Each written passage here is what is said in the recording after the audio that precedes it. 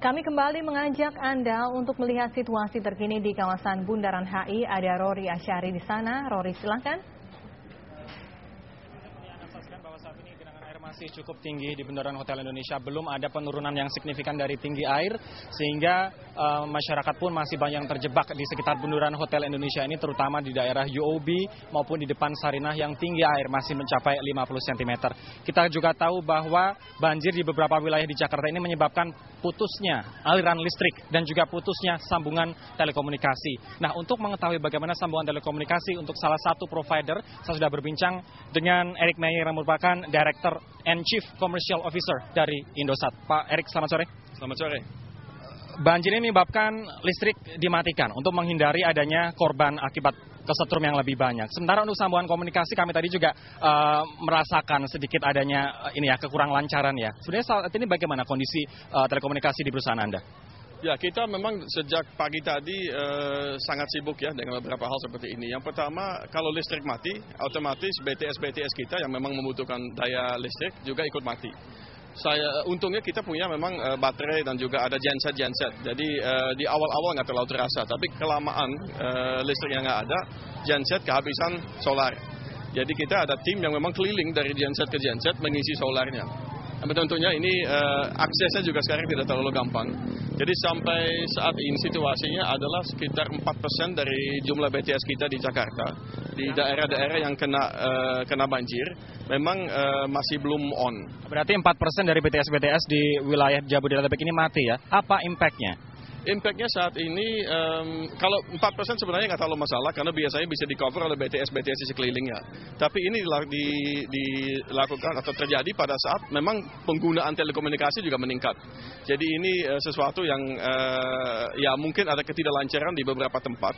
Namun satu persatu BTS ini mulai on lagi dengan penambahan kita menambah solar dan lain-lain untuk genset ya. Dan juga listrik di beberapa tempat sudah mulai naik lagi. Satu kendala lagi yang dialami banyak konsumen adalah pulsa habis, nggak bisa beli pulsa.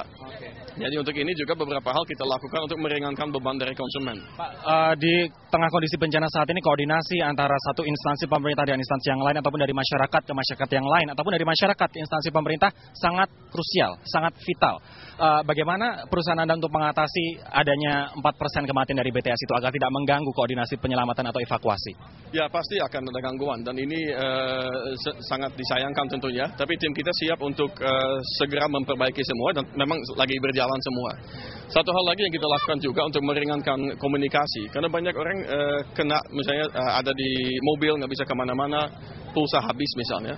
Kita juga memberikan beberapa keringanan. Jadi satu contoh adalah nomor telepon SAR misalnya, SAR Jakarta, dan beberapa nomor evakuasi atau emergency lain, kita gratiskan. Jadi itu kalaupun nggak ada pulsa, tetap bisa telepon ke nomor-nomor tersebut. Pak, terakhir, bocoran, kerugiannya berapa akibat banjir? Saat ini saya nggak mau bicara kerugian. Ini kerugian lebih banyak di orang-orang yang kena banjir ini. Kita hanya fokus kepada bagaimana bisa segera layanan bisa pulih kembali 100%. Pak Eric Meyer, Direktur dan juga Chief Commercial Officer dari Indosat, terima kasih atas waktunya. Tapi bisa perlu kami tambahkan informasi bahwa saat ini mobil yang terjebak di depan kantor UOB atau sekitar jembatan di Duku Atas masih terjebak di sana, ada ratusan, dan juga mobil, kemudian ada ratusan orang yang tidak berani melintas ke sini dikarenakan tinggi air masih 50 cm, sehingga mereka mengharapkan kendaraan yang untuk mengevakuasi mereka diperbanyak dengan aksesibilitas yang dipercepat. Bagaimana cara mengaksesibilitas lebih dipercepat? Menurut kami yang ada di lapangan, polisi harus menertibkan anak-anak ataupun warga yang berada di tengah jalan di Bundaran Hotel Indonesia ini agar aksesibilitas mobil evakuator bisa berjalan dengan cepat dan juga lancar untuk mengangkut sebanyak mungkin orang yang masih terjebak di sana. Kita kembali ke Anda, Fesi. Ya, baiklah. Rory Asyari, terima kasih atas laporannya.